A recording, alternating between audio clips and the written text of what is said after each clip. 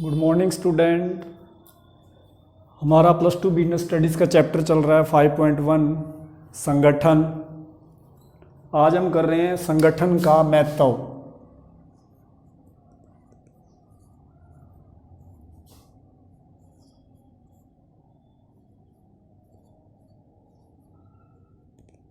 संगठन का महत्व।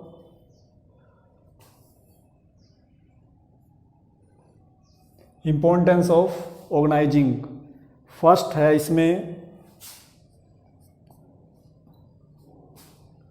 मतलब हमें संगठन करने से क्या क्या फ़ायदे होने वाले हैं। नंबर 1, विशिष्टीकरण का लाभ।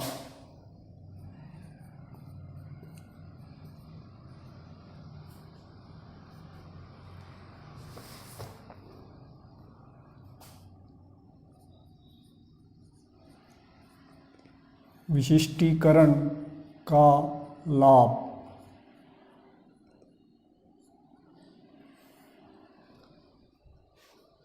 संगठन के अंतर्गत क्या किया जाता है, संपूर्ण कार्यों को छोटे छोटे कार्यों में विभाजित कर दिया जाता है और जो व्यक्ति जिस काम को करने के योग्य होता है उसको वही काम सौंप दिया जाता है। वो व्यक्ति उस काम को बार बार करता है तो उस कार्य का विशेषज्ञ बन जाता है और विशेषज्ञ बनने से कम समय में अधिक काम करता है तो संस्था को विशिष्टीकरण का लाभ मिल जाता है, स्पेशलाइजेशन का, कि जो व्यक्ति जिस काम को करने के योग्य है बार बार करेगा, विशेषज्ञ बनेगा और संस्था को विशिष्टीकरण का लाभ मिल जाएगा। दूसरा है कार्य संबंधों में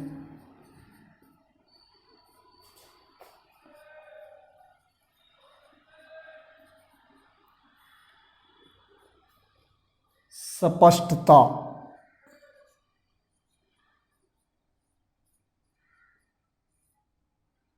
कार्य संबंधों में स्पष्टता। अब संगठन क्या करता है, संस्था में काम करने वाले कर्मचारियों के मध्य जो उन्होंने कार्य करने हैं उनकी स्पष्टता कर देता है, कौन किसको रिपोर्ट देगा। इससे क्या होगा, संदेशवान प्रभावी हो जाएगा और उत्तरदायित्व निर्धारित करने में आसानी रहेगी क्योंकि हर एक को पता है कि उसको कौन कौन सा कार्य करना है। उनको स्पष्ट कर दिया गया है कि आपने ये कार्य करना है, कौन किसको रिपोर्ट करेगा। तो इस केस में उनके बीच में जो संदेशवान होगा सूचनाओं का वो भी बढ़िया होगा और उन्हें उत्तरदायित्व निर्धारित करने में कोई प्रॉब्लम नहीं आएगी। तीसरा महत्व है संसाधनों का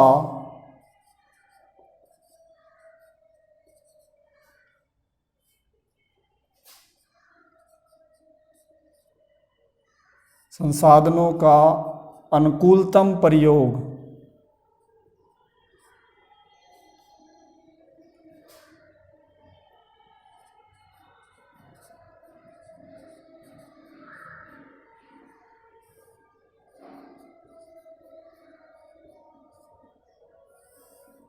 संसाधनों का अनुकूलतम प्रयोग या उपयोग।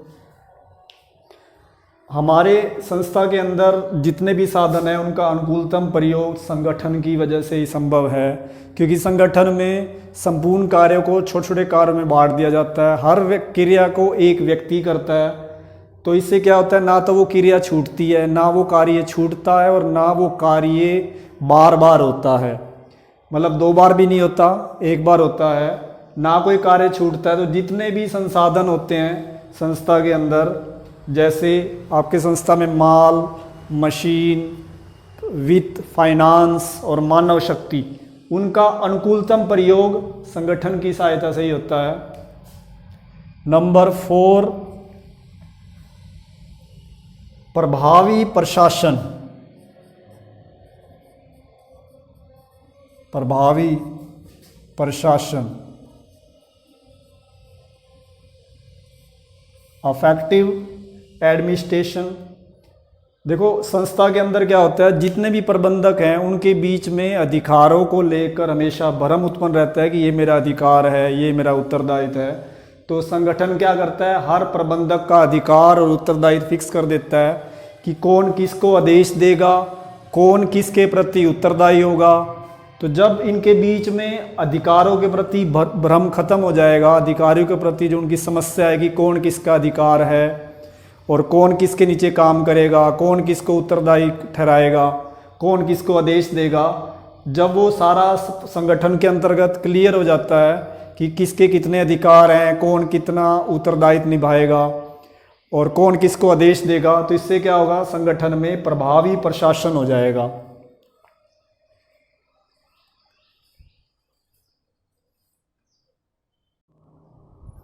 नंबर 5 महत्व है हमारे पास परिवर्तन में सुविधा।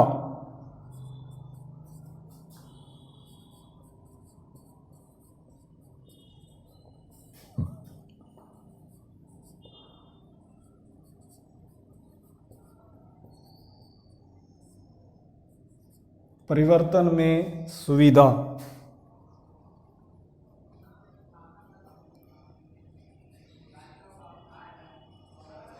जितने भी संस्था के अंदर परिवर्तन होते हैं उनको करना आसान रहता है, क्योंकि संगठन प्रक्रिया हर संस्था को इस योग्य बना देती है कि कर्मचारियों के पद से रिलेटेड जो भी परिवर्तन होते हैं उसको करने में कोई असुविधा नहीं होती।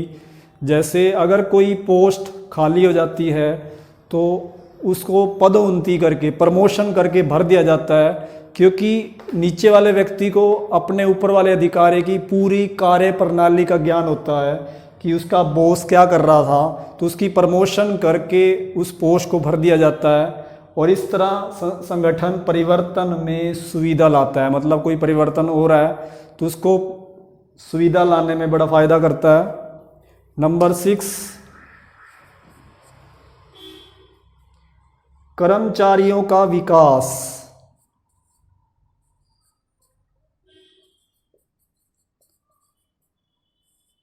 कर्मचारियों का विकास।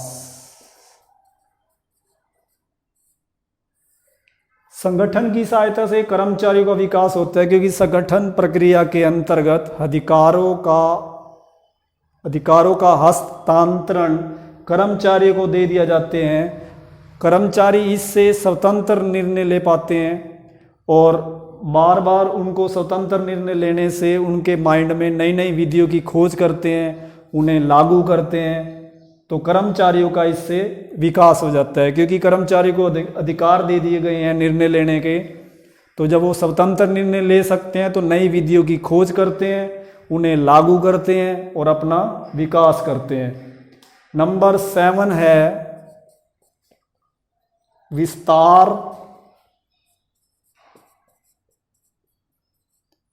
एवं विकास।